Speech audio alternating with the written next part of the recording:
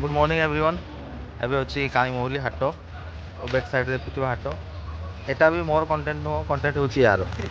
यार माने आमे आज फाइनली रूम तो नहीं छे तो रूम टाको देखा पे आसे कोन अवस्था रे ताको पुनी मॉडिफाई करके पूरा सजेई के रखते पड़बो। तो आसु रूम टाको के अनबॉक्सिंग कर दवा।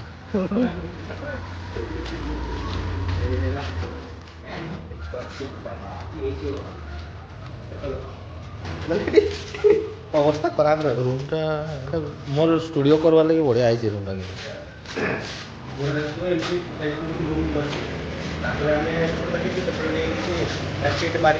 बाहर कला रूम टाको किसी जिनिस पत्र आम रही पार्बो जल्दी बाहर कर लोकेशन टा देखुथिबे माने पूरा दुकान सामने रे पानी टाकी अछि। पूरा हाट एटा निमो गछ रविवार गुरुवार हाट हुए कि